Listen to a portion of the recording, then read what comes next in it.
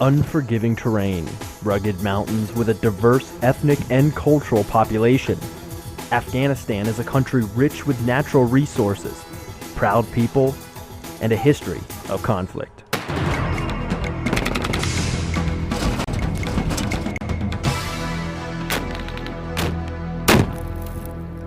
We have enemy pinned down here in the south. They keep trying to fire to maneuver out, break.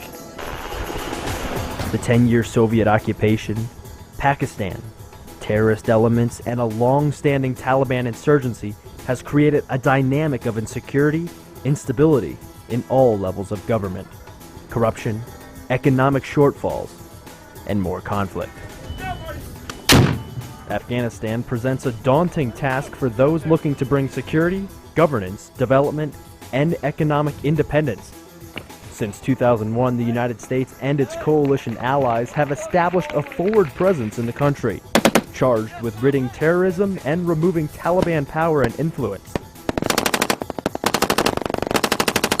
United States and coalition forces in Afghanistan are in the midst of a fourth-generation warfare mission, blending operational aspects such as pursuing extremists via lethal kinetic means and building security, development, and independence of the decisive terrain, the Afghan people. Who is the elder of this village? The goal of COIN is the sustainable reduction of violence and establishment of normalcy. This normalcy requires an Afghan organized and led face, one that U.S. forces build upon via mentorship and training daily. Well, we've seen progress in a number of different areas, although it has been hard fought, it has been uneven, and there's no question that there needs to be more of it in various places around the country. Certainly, if you look at the Southwest Regional Command Southwest, our Marines and British partners, there's been a continued improvement in the security down there, but again, the enemy is very much fighting back because we've taken away sanctuaries and safe havens. Down. Push left, you see the broken down compound, that's all the walls are smashed. Essentially, counterinsurgency is a fight to win hearts and minds.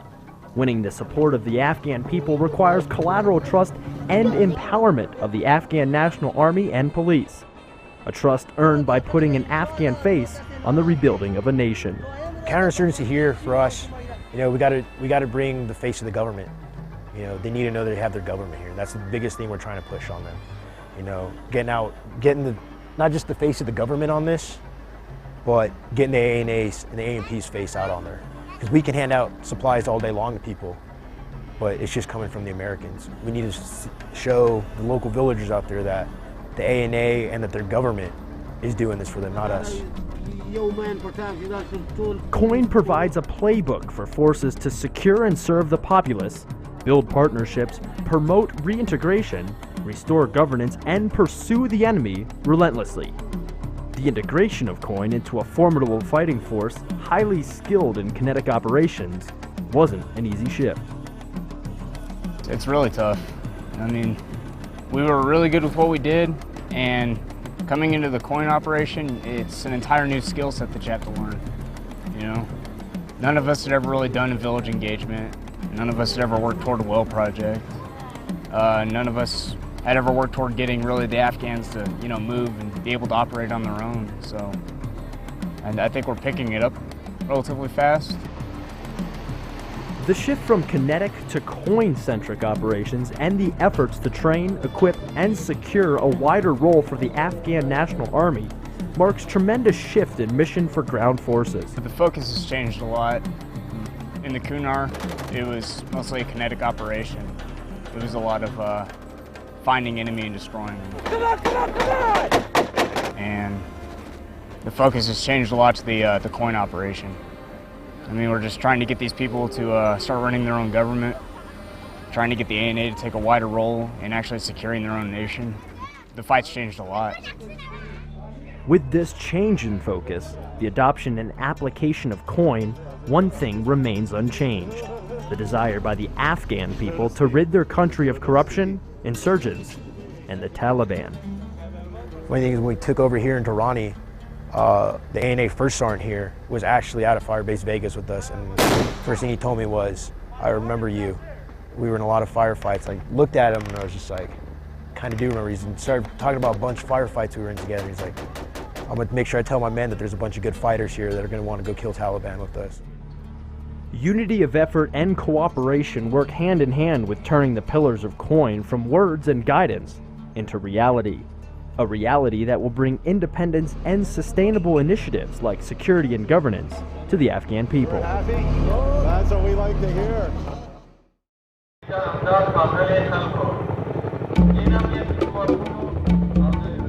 Counterinsurgency in Afghanistan involves seeking out those who threaten the population and eliminating them, targeting the entire network, not just individuals.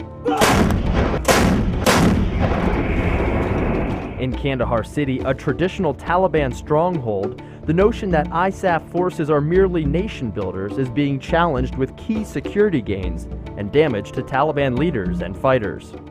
That's very important because it helps the overall campaign to establish a security bubble around Kandahar City, and again, to take away areas that are of importance to the Taliban. It's just mainly that you're laying on. The need for well-trained Afghan National Army and police forces to defend villages and provide security to the population is constant, and with this comes the responsibility for mentoring and training. Staff Sergeant Eric Gallardo has served multiple tours in Afghanistan and has seen growth in Afghan forces leadership and the ability to become an essential element in local and regional security. And we need to get the casualty out of there. We'll set up. Now, this deployment, it seems like, you know, they can almost self-sustain themselves. You know, they got their Kandacs, they're calling their Kandak commanders, they got company commanders on the ground, they got PLs. You know, their PLs are teaching their guys classes on map reading, and they're planning their own patrol, stuff I've never seen. You know, it was stuff that we were touching on our last couple months of the last deployment. You know, hey, we need to start get the ANA, you know, get the ANA to plan patrols, make them take lead. A lot of growth, a lot of leadership growth with the ANA. The progress of Afghan national forces can largely be attributed to the extensive training U.S. and coalition forces have provided. I think that's very important, is we're starting to build trust and build partnership with the Afghans. Maybe you come to America. Maybe this will. It was an honor to work with him, really. To see some of the best and brightest from Afghanistan, and you know, be chosen as someone who's going to represent the American face in this war. It was really an honor. These guys are absolute superstars from everything I can tell. Afghanistan's remote areas prove a logistical challenge for the security forces. Thus, the need for the Afghan Local Police Initiative, an armed community watch of sorts. They're important because they are in locations where there's insufficient density of Afghan and ISAF forces. So these are essentially community watches, all volunteer, with AK-47s, under a Ministry of Interior chain of command. But we think these will complement in a very significant way our operations in other areas, so that the insurgents can't go to these more remote locations and find sanctuary and safe haven when those are taken away from them in more populated areas. Key leader engagements give soldiers like these pathfinders an informal way to meet with village elders and concerned citizens and bring to light areas of progress and even grievances. Tell them the security comes from the AMP, but they can only secure the areas they know about. So you have to make sure you tell them if there's a problem in your village, and they will do something. And if they need help, I will help them. Our key leader engagements are probably one of the more important aspects of what we do. Going after the enemy, getting them is very important, but the KLEs develop our continuity with every village leaders, and without their support we can't make this happen. Afghans who talk to coalition forces anger the Taliban. Generally, security issues means that after we leave a village, 1 to 2 Taliban would come to the village and harass the locals for talking to us. We hear it at pretty much every village we go to. These meetings present an opportunity to spread word and champion the efforts and support needed to make each village a better place to live. Again, let's remember that it's about us helping our Afghan partners win hearts and minds. It's not necessarily about us winning. We'd love to win them as well. Everybody indeed would like to be loved, but What's really important is that they support their security forces, their local government, provincial and national governments, because that's the key to sustainable progress over the long term.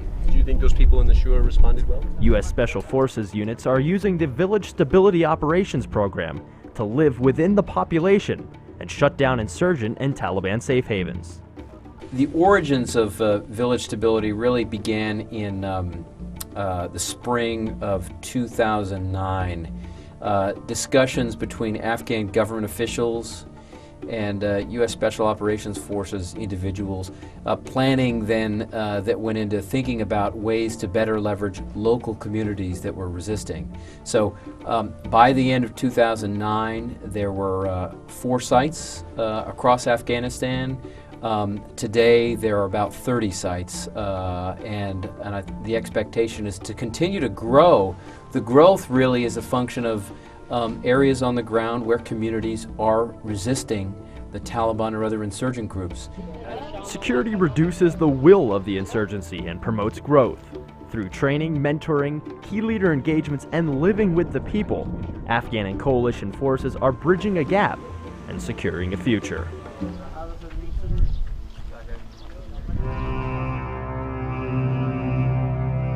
The road to good governance, rule of law, and human rights for all Afghans is beset by challenges. Taliban influence, violence, corruption, and greed. But the will of the people, a promise for a new Afghanistan, is leading some to reintegrate with their fellow countrymen. We have certainly taken significant numbers of mid-level leaders and fighters off the battlefield, killed or captured. There is the beginning of reintegration of those Taliban members who appear to want to reconcile back into society. Still the early days. The formal program of the Afghan government is still being disseminated, and the structure is being established to facilitate that. But you can see an appetite out there by some number of small elements that clearly want to lay down their weapons, are either tired of fighting or realize that maybe the prospect of reintegration is preferable to that of a life on the run.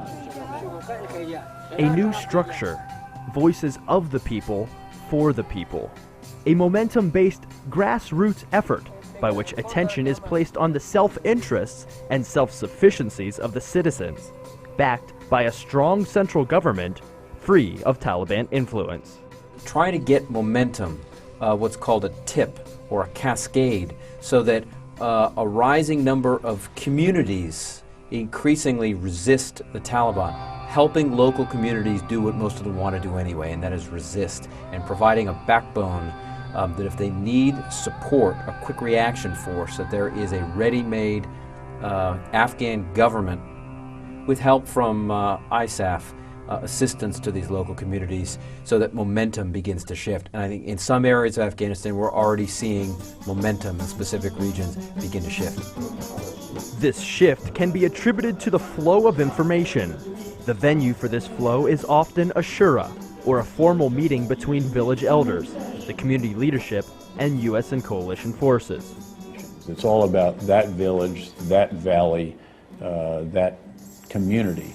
And again, the only way to develop those relationships and to develop the understanding that is essential to conducting operations properly is to invest in human contact and lots of time with the elders, with the technocrats of the area, with the local government leaders, with the mullahs, with the businessmen, and all the rest. Thank you. Tashakur. Hudafiz. The International Security Assistance Force arm that is primarily investing in human contacts is its Provincial Reconstruction Teams, or PRTs. By building schools, repairing a mosque, providing medical aid and training, and building local capacity, PRTs have made great strides in helping build a new Afghanistan. You know, this infrastructure here is almost there. We just need to keep spreading that. You know, there's still a couple villages here and there that are on the fence to whether or not they're gonna lean towards the government or lean the other way. If we can just show them and get the ANA out there, help them out with their agricultural needs or whatever they need, new schools, new mosques, refurbishment, we can put that ANA face on it. That's how we're going to win this counterinsurgency. Achieving support for the Afghan government requires the principles of the rule of law, integrity at all levels, and freedom from corruption. Afghan, U.S., and coalition forces enabled a fair election in September 2010, giving the people a chance to choose. From villages in remote southern Afghanistan to large cities, ballots were delivered and votes were cast. I'm very proud that everybody vote for their parliamentary guys. U.S. forces joined their coalition and Afghan partners in ensuring the safety of voting sites and ballot integrity with manpower and helicopters. According to General Petraeus, U.S. and coalition work in bringing accountable governance is just one endeavor that contributes to the team of teams at work to secure unity of effort with diplomatic, international civilian, and Afghan partners. And it's this unity of effort that will ensure a viable, long-term, sustainable government for the citizens of Afghanistan.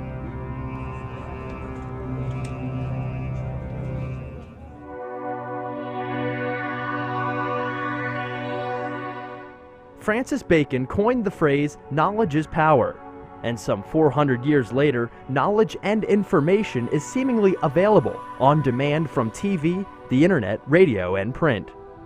Turning a counterinsurgency from words on paper to reality requires communication, a standard for accurate and timely information. Hundreds of U.S. military journalists in Afghanistan are charged with upholding this standard on a daily basis. The government of the Islamic Republic of Afghanistan, or These military journalists are not the only game in town. They're joined by legions of international reporters, bloggers, and TV personalities. General Rodriguez says will allow ISAF more flexibility over the... How does the military media combat the assumption that the reporting is one-sided? Consolidate again in the central Helmand River Valley. Well, it's very important that we try to be, as we say, first with the truth, and that's our goal. I personally think that the vast majority of news organizations want to get it right. They want to have the proper facts, they want to have the proper context, and they want to draw the right characterizations of all of that. And it's important that we contribute to that, that again, we try to help them by ourselves being first, beating the bad guys to the headlines with the truth. Again, not spinning either. You can't do that and retain your credibility, your integrity. And if you put lipstick on pigs, you will be called out on it over time. Afghan, U.S., and coalition force failures are a staple of international news media, and the Taliban and insurgent forces are quick to report on events that could be of some advantage to their goals. And U.S. forces are okay with this. Well, you know, the best we can hope for is an accurate story that's in the proper context. And so it's critical that we, engage as many of these outlets, when a story comes out in order to get them the proper context and talk with them. One of the things we can't do is bury our head in the sand and say, well, it is what it is. Now, you got to take the time, get out and engage, because if you don't, you're not going to win if you don't engage. It doesn't mean we're going to win every one of them. But the main thing that we're not, the enemy doesn't have to tell the truth. And, we want to be first with the truth, and we are the first with the truth. There still is no doubt a insurgent presence. Presenting the facts, timely, accurate information, good or bad, creates trust and transparency. If we build in one area, we're going to continue to clear in other areas as well. Over. General Mills, Tony Perry from the LA Times. Being first to factually report on an event enhances credibility and stops the spread of disinformation. Getting out the story first is key, and that is part of the battle of a big war. So as the situation evolves, whether good or bad, whether coalition forces were engaged in contact and something may have happened on accident, we need to use the media to get that out front. The Afghan people and even the people of the United States trust the United States military because we are very clear, transparent to everyone, ensure that everyone knows the story, knows exactly what happened. Enabling the governance here with the Afghan governance. Though the vast majority of news never makes it to the Afghan population, Most Afghans don't own a TV, a computer, or even have electricity, but a good share have hand crank or battery-powered radios. And with a 28% literacy rate, the airwaves and word of mouth are an essential means of passing information. So a lot of people, they have 1 or 2 radios at their homes and they listen to it, and it is very good for sending our message to the people. This is very good tools for that, and people can through our radio find out the truth, what is going on. This Afghan goes by the nickname Khashal and asked to have his identity protected, as speaking out against the Taliban and talking about a new, independent Afghanistan can be dangerous for him and his family. But for Khashal, the duty to inform his fellow Afghans is worth the risk.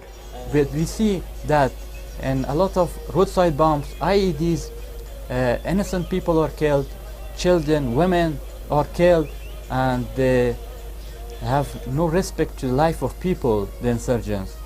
So through our radio, we want to tell the people, the citizens, to show the enemy's real face to them, so they don't give them shelter, they don't hide in their houses and in their areas. When the Taliban were largely exiled from all major cities, they moved to rural areas, small villages where they could operate without foreign influence. Through radio and DJs like Khashal, an Afghan voice can inform and bring the airwaves back to the people. So we tell the people that who the enemy are, what they want, what is their goals. We tell them that the enemies don't want Afghanistan to be an independent country, don't want Afghanistan progress to take place in Afghanistan. And we tell them the truth. Information gathering and dissemination is a tough endeavor. According to General Petraeus, challenging disinformation while acknowledging setbacks serves Afghans well. Difficult also some people. What do you use to understand?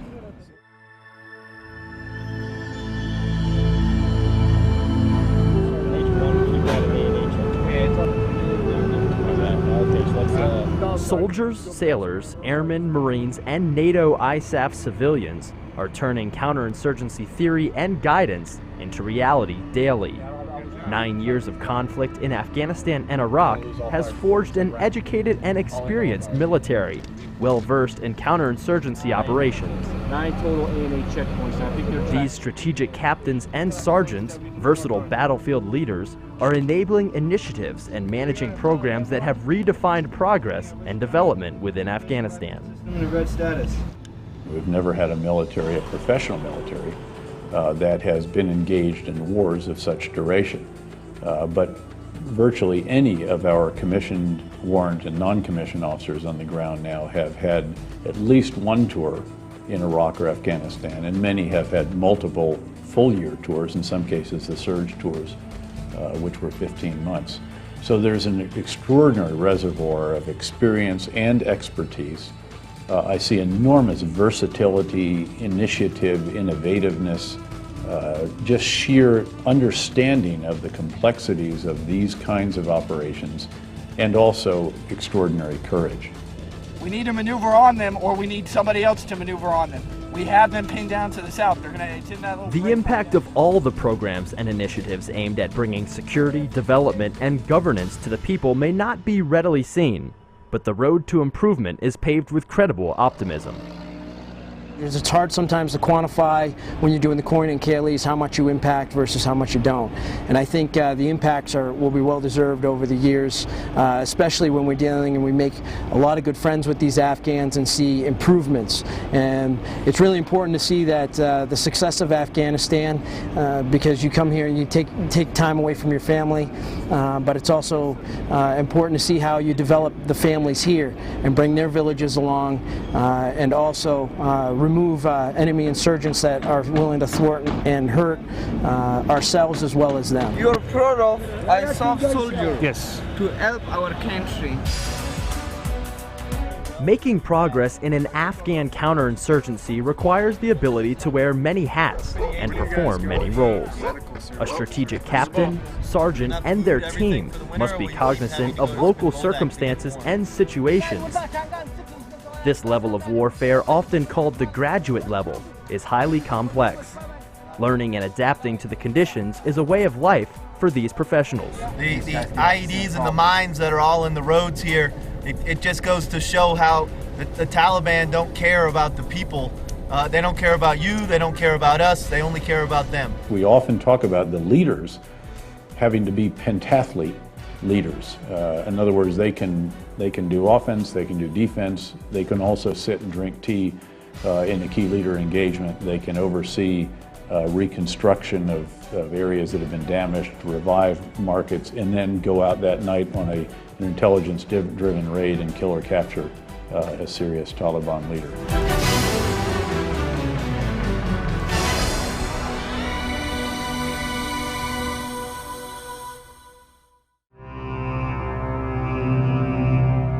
Essential mission skills in Afghanistan also include farming, raising livestock, and cultivating natural resources. National Guardsmen from 12 states, agribusiness development teams, deploy on year-long tours to help Afghans attain a functional level of prosperity and self-sustainability through improved agricultural methods. Mentoring Afghan farmers is like a step back in time when electricity and technology was non-existent. But the techniques employed by the agribusiness teams are anything but ancient. Well, the mission is to work with the government officials and Afghan farmers, providing them technical advice and planning for their future so that they can be more productive in their agriculture. Right now, most Afghan farmers are in a sustainment mode. They're producing barely enough to eat. So if we can improve their production just a little bit, they have enough to eat and enough to sell on their market, and that improves their lifestyle. As you and I both know, that's where the real money's made. These are the faces of progress: strategic captains, sergeants, agribusiness teams, flexibility and skills for the benefit of a safer, prosperous, new Afghanistan. What must U.S. and coalition forces do in the next year to maintain and build upon the gains made? The answer lays with the pillars of an effective counterinsurgency. What we have to do, obviously, is to expand the security bubbles that we have fought hard to establish in certain locations. Within those bubbles, to build on the security foundation by helping our Afghan partners establish good local governance that achieves legitimacy in the eyes of the people because it serves them in an inclusive and transparent manner. Help, again, revive local economies, help farmers plant licit crops rather than the poppy, let's say, so that Afghan people can see that this approach can improve their lives in the future, will provide a brighter prospect for them and for their children, and therefore deserves their support. Support for security forces, local and national governments, and continued development provides a framework for a sustainable progress and hope. The rest is up to the future of Afghanistan, their education, their goals, and their dreams. My name is Anika. My father name is Malaja.